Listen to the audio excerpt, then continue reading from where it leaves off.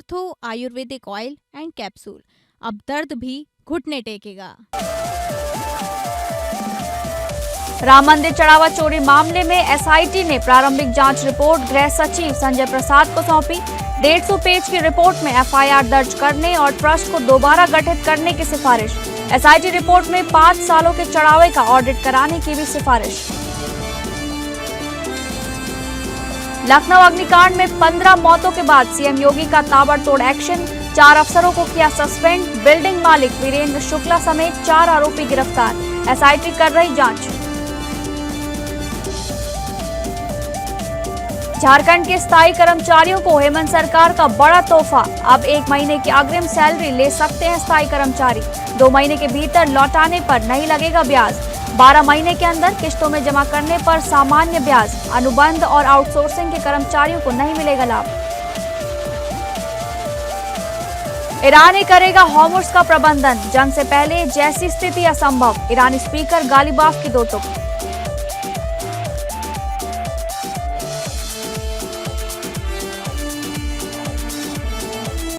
नमस्कार, आप सभी का बहुत बहुत स्वागत है इस बुलेटिन में। मैं हूं आपके साथ शालिनी राणा। शुरुआत करेंगे बुलेटिन की।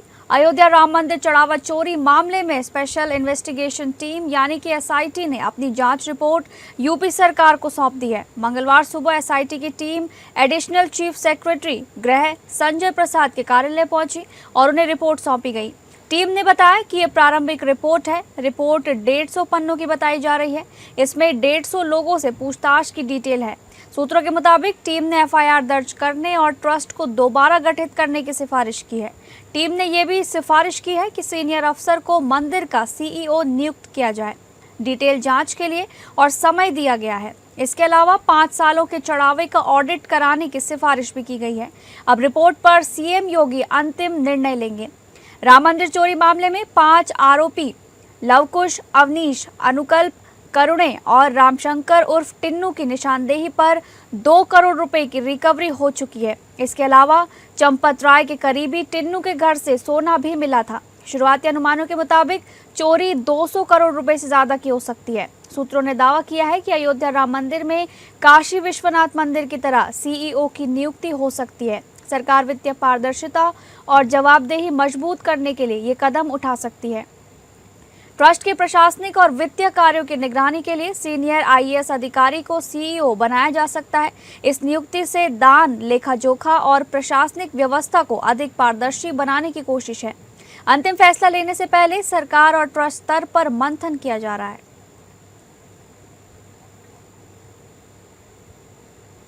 अगली खबर का रुख करेंगे, जहां अयोध्या प्रकरण की कथित दान चोरी मामले में लखनऊ मंडल के आयुक्त और एसआईटी के प्रमुख सदस्य विजय विश्वास पंत ने 2 सदस्य के साथ गृह सचिव संजय प्रसाद को प्रारंभिक रिपोर्ट सौंप दी है। रिपोर्ट सौंपने के बाद उन्होंने क्या कुछ कहा, आइए आपको सुनाते हैं।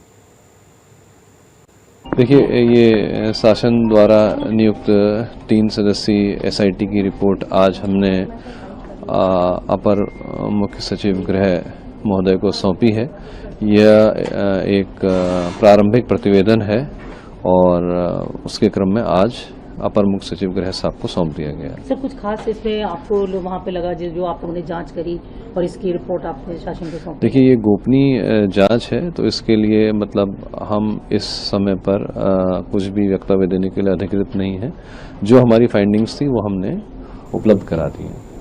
अगली खबर, उत्तर प्रदेश की राजधानी लखनऊ के अलीगंज अग्निकांड में कार्रवाई करते हुए 4 अफसरों को तत्काल प्रभाव से सस्पेंड कर दिया गया है। साथ ही मामले में 4 लोगों को गिरफ्तार भी किया गया है। मुख्यमंत्री योगी आदित्यनाथ की सरकार ताबड़तोड़ एक्शन मोड में दिख रही है। मुख्यमंत्री योगी आदित्यनाथ ने अलीगंज अग्निकांड को लेकर देर रात उच्च स्तरीय बैठक की। इसमें दोषियों को चिन्हित करने के लिए विशेष जांच दल यानी कि एसआईटी गठित करने का आदेश दिया गया था। वहीं अलीगंज थाने में 6 लोगों के खिलाफ नामजद एफआईआर दर्ज कर ली गई है। इसमें से 4 को गिरफ्तार कर लिया गया है। लखनऊ की कोचिंग में आग लगने की घटना में अब तक 15 लोगों की मौत हो चुकी है। मंगलवार सुबह 11 बजे हादसे की जांच के लिए एसआईटी और फॉरेंसिक टीम घटनास्थल पर पहुंची। टीम ने बिल्डिंग की जांच की। एसआईटी टीम में आईपीएस प्रवीण कुमार और आईएएस अमृत अभिजात शामिल हैं। शवों का 7 घंटे तक पोस्टमार्टम चला। सभी शव परिजनों को सौंप दिए गए हैं। पोस्टमार्टम हाउस पहुंची पश्चिम बंगाल की अनामिका, जिनकी आयु 23 वर्ष बताई जा रही है, उनका शव देखकर उनकी मां बेहोश हो गई। इधर जांच में पता चला कि जिस बिल्डिंग में आग लगी वो अवैध थी। इसे गिराने का आदेश 2016 में दिया गया था, लेकिन बाद में इस आदेश को निरस्त किया गया था। लखनऊ विकास प्राधिकरण यानी कि LDA के VC प्रथमेश कुमार ने बताया कि बिल्डिंग मालिक को नोटिस जारी कर 15 दिन में जवाब मांगा गया है। इसके बाद बिल्डिंग पर बुलडोजर चलेगा। Building Rameswaram institute of technology and management college के मालिक वीरेंद्र शुक्ला की बताई जा रही है। पुलिस ने गैर इरादतन हत्या का मुकदमा दर्ज कर वीरेंद्र समेत 4 आरोपियों को गिरफ्तार किया है। LDA के 4 अफसरों को सस्पेंड भी कर दिया गया है। बिल्डिंग को अनुमति देने वाले 16 अफसरों पर भी कार्रवाई हो सकती है। पुलिस के मुताबिक बिल्डिंग में फायर सेफ्टी की कोई व्यवस्था नहीं थी। इमरजेंसी में बाहर निकलने के लिए कोई अलग रास्ता नहीं था। हादसे के वक्त छत का दरवाजा भी बंद था, इसलिए लोग बाहर नहीं निकल पाए और दम घुटने से जान चली गई। हादसा सोमवार दोपहर 2:30 पर हुआ। अलीगंज इलाके में AC में ब्लास्ट के कारण हुआ था। करीब 40 मिनट बाद फायर ब्रिगेड मौके पर पहुंची। SDRF और NDRF ने 7 घंटे तक रेस्क्यू ऑपरेशन चलाया। दीवारें तोड़कर शवों को बाहर निकाला गया। मरने वालों में 5 महिलाएं और 10 पुरुष शामिल हैं। इनमें ज्यादातर 20 से 30 साल के छात्र बताए जा रहे हैं। मृतकों में यूपी के 11 लोग हैं। इनमें लखनऊ के 8, कानपुर के 2 और बाराबंकी का 1 व्यक्ति शामिल है।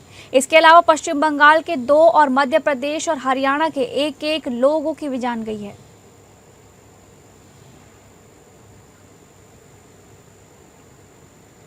इसी कड़ी में अग्निकांड के बाद कानपुर विकास प्राधिकरण KDA एक्शन मोड में आ गया है। प्राधिकरण ने काकादेव कोचिंग मंडी में ताबड़तोड़ कार्रवाई करते हुए जहां कल 16 बिल्डिंगों को सील किया था और 22 बिल्डिंग को नोटिस जारी किया था, वहीं आज सुबह से ही KDA का दस्ता बिल्डिंग की सीलिंग कार्रवाई करने के लिए कोचिंग मंडी पहुंचा, जहां पर अभी तक 30 शिक्षण संस्थानों को जो कि मानक विपरीत बनाकर संचालित हो रहे थे, उनके ऊपर कार्रवाई करते हुए KDA का पट्टा लगाकर उनको सील कर दिया गया है। साथ ही साथ बिल्डिंग के मालिकों को बिल्डिंग के नक्शा और दस्तावेजों सहित KDA कार्यालय बुलाया गया है ताकि अपना पक्ष वो रख सके। वहीं KDA सचिव अभय पांडे ने बताया कि ये कार्रवाई लगातार 1 हफ्ते तक चलेगी और जो भी संस्थान मानक विपरीत मिलेंगे, इन पर सीलिंग कार्रवाई जारी रहेगी।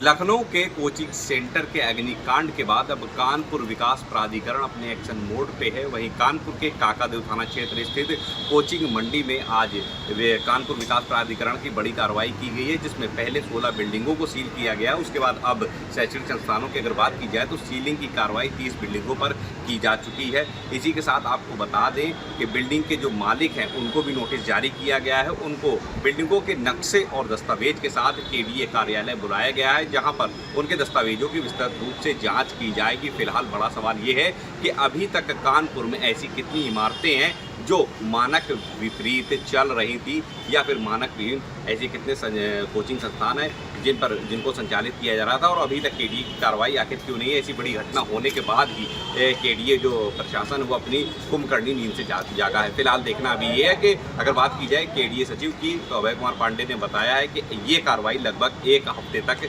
चलेगी। कैमरा पर्सन गौरव निगम के साथ कुणाल सिंह, कानपुर। अगली खबर का रुख करेंगे, जहां पर केंद्रीय राज्य मंत्री जॉर्ज कुरियन ने मंत्रिपरिषद से इस्तीफा दे दिया है।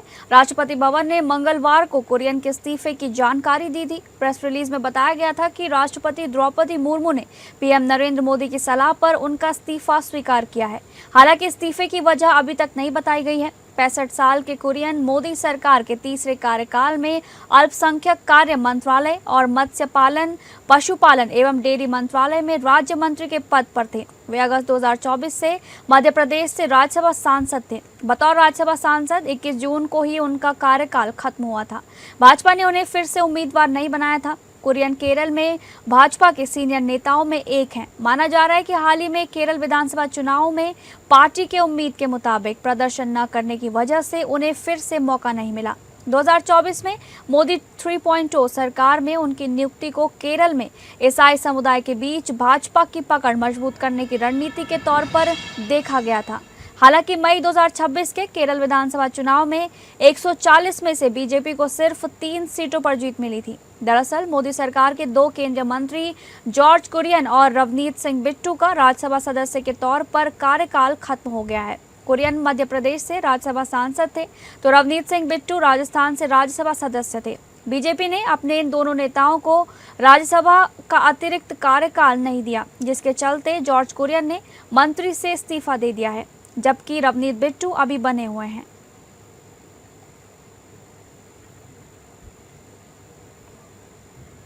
अगली खबर, हेमंत सरकार ने झारखंड के सरकारी कर्मचारियों के लिए एक बड़ी सौगात के तौर पर विशेष परिस्थिति में 1 महीने का अग्रिम वेतन भुगतान करने का निर्णय लिया है, जिसके तहत किसी भी स्थायी कर्मचारी के लिए सरकार द्वारा 1 महीने का अग्रिम वेतन उपलब्ध कराया जाएगा। तो वहीं उन्हें ये अग्रिम वेतन अगले 2 महीने के अंदर वापस करने पर एक भी ब्याज नहीं देना पड़ेगा। और यदि कोई कर्मचारी 2 महीने के अंदर राशि वापस नहीं कर पाता है तो 12 महीने के अंदर वो सामान्य ब्याज के साथ उसे किश्तों में भी जमा कर सकता है। आपको बता दें कि सरकार द्वारा इस पहल की मांग काफी समय पहले से झारखंड राज्य कर्मचारी महासंघ द्वारा की जा रही थी, जिसे आखिरकार पूरा कर सरकार ने बड़ा कदम उठाया है। हालांकि इस फैसले के तहत ना तो पेंशनर्स और ना ही अनुबंध या आउटसोर्स पर कार्यरत कर्मचारी को कोई लाभ मिल सकेगा। इसके अलावा अग्रिम वेतन की राशि का भुगतान पूरी तरह से होने के पश्चात ही दूसरी बार कर्मचारी अग्रिम वेतन ले सकते हैं। एक रिपोर्ट के अनुसार वर्तमान में झारखंड के सरकारी विभागों में कुल स्वीकृत पदों की संख्या लगभग 5.33 लाख है, जिनके मुकाबले वर्तमान में लगभग 1.83 लाख नियमित सरकारी कर्मचारी कार्यरत हैं। इसके अलावा राज्य में लगभग 1.60 लाख संविदा और आउटसोर्सिंग कर्मचारी भी कार्यरत हैं, जो सचिवालय से लेकर पंचायत स्तर तक अपनी सेवाएं दे रहे हैं। ऐसे में लाजमी है कि इस फैसले से स्थायी कर्मचारियों को कई परिस्थितियों में बेहतरीन लाभ मिलेगा। नीट परीक्षा को लेकर देश भर में जारी विवाद के बीच झारखंड की सत्ताधारी पार्टी झामुमो ने एक बार फिर देश के शिक्षा मंत्री धर्मेंद्र प्रधान के इस्तीफे की मांग कर दी है।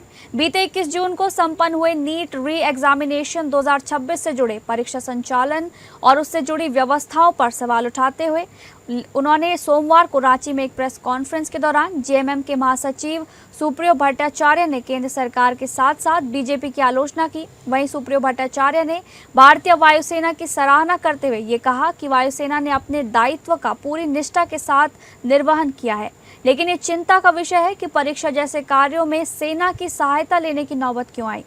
इसके साथ ही सुप्रियो भट्टाचार्य ने कहा कि सेना का उपयोग प्राकृतिक आपदाओं और इमरजेंसी जैसे हालात और राष्ट्रीय सुरक्षा से जुड़े मामलों में किया जाता है। इसी बीच झामुमो नेता ने आरोप लगाया कि देश की परीक्षा प्रणाली और सरकारी तंत्र पर लोगों का भरोसा कमजोर हुआ है। इस क्रम में उन्होंने कहा कि यदि परीक्षा संचालन के लिए भी असाधारण व्यवस्थाएं करनी पड़ रही हैं तो ये व्यवस्था की विफलता को दर्शाता है। इसके अलावा झामुमो ने ये मांग की है कि परीक्षा प्रणाली में पारदर्शिता और विश्वसनीयता सुनिश्चित करने के लिए केंद्र सरकार ठोस कदम उठाए ताकि छात्रों और अभिभावकों का भरोसा बहाल हो सके।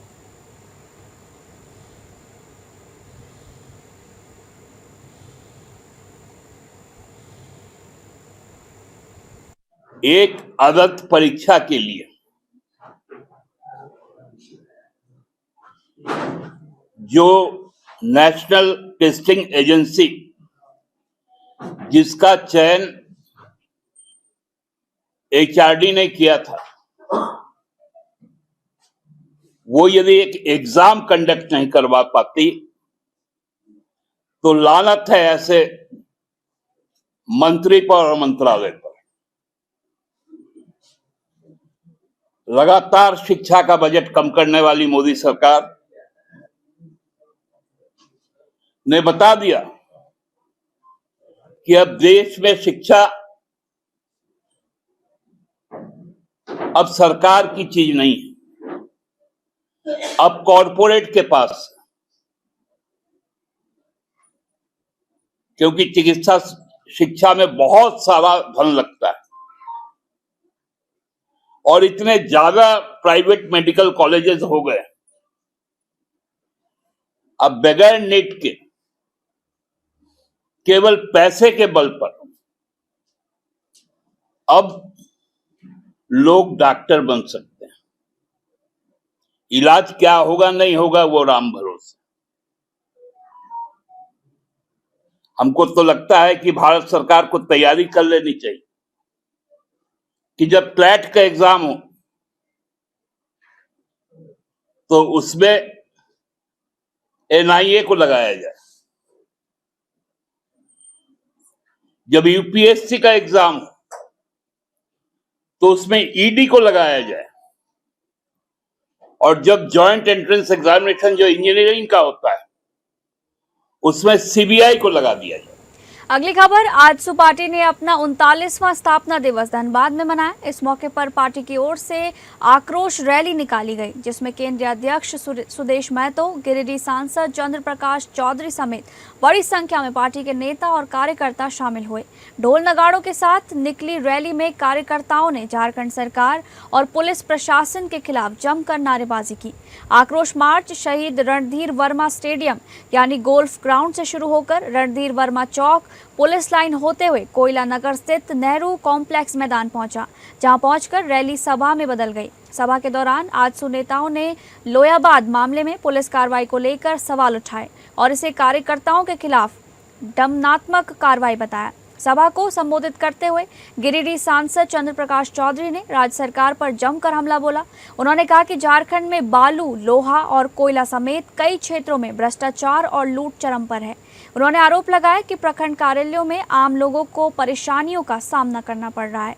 सरकार के 3 साल पूरे होने के बावजूद युवाओं को रोजगार नहीं मिला और बड़ी संख्या में लोग मजबूरी में पलायन कर रहे हैं। सांसद ने यह भी कहा कि आजसू पार्टी स्थापना दिवस पर यह संकल्प ले रही है कि आम लोगों के हक और अधिकार के लिए सरकार और माफिया के खिलाफ संघर्ष जारी रहेगा। उन्होंने कहा कि राज्य में भ्रष्टाचार और पलायन रोकने के लिए सरकार को ठोस कदम उठाने होंगे। तो से बिफरेगी, पुलिस अपने दायित्व को ना निभाएगी तो निश्चित रूप से पहले जन जागरण में लोगों के पास जाएंगे, संघर्ष के लिए तैयार करेंगे और कोर्ट की ओर मुखातिर होंगे। ये लड़ाई होगा। अगली खबर, शिवसेना अध्यक्ष और महाराष्ट्र के डिप्टी सीएम एकनाथ शिंदे का सियासी कुनबा बढ़ गया है। उद्धव ठाकरे के जो 6 बागी सांसद थे वो शिंदे कैंप में शामिल हो गए हैं।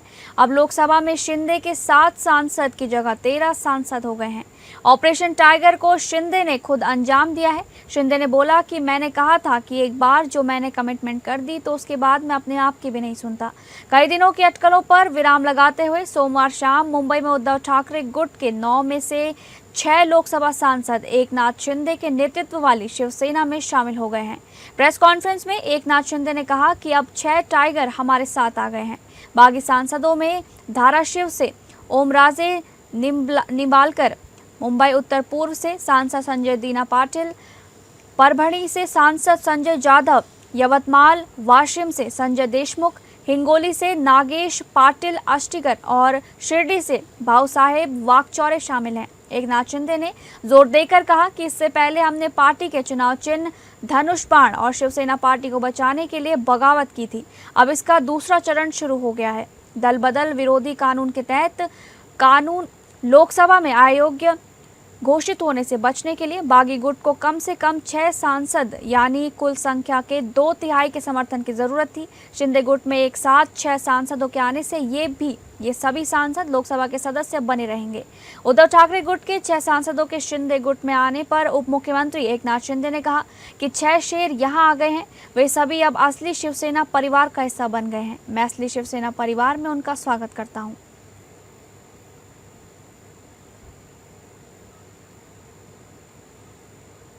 ईरान की संसद के अध्यक्ष मोहम्मद बागेर गालिबाफ ने स्विट्जरलैंड से लौटने के बाद हॉर्मुज़ जलडमरू मध्य को लेकर बड़ा बयान दिया है।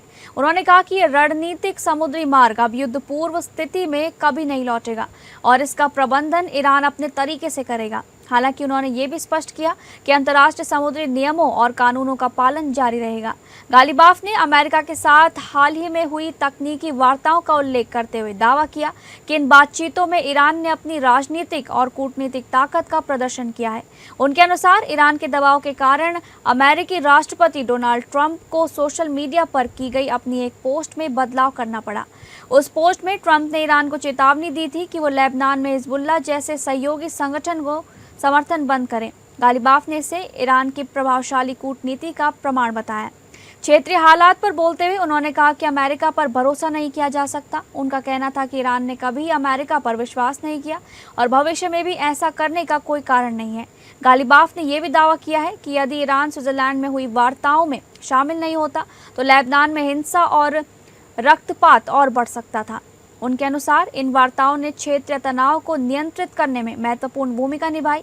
उन्होंने देशवासियों से सर्वोच्च नेता अयातुल्लाह सैयद मुज्तबा खामेनेई के नेतृत्व में एकजुट रहने का आह्वान भी किया और कहा कि उनके निर्णय ही अंतिम होंगे।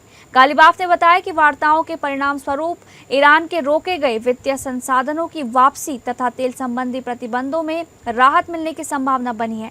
ये प्रक्रिया अमेरिका और ईरान के बीच हुए 14 सूत्रीय समझौते का हिस्सा है, जिसके तहत दोनों पक्ष 60 दिनों के भीतर अंतिम समझौते तक पहुंचने की दिशा में काम करेंगे।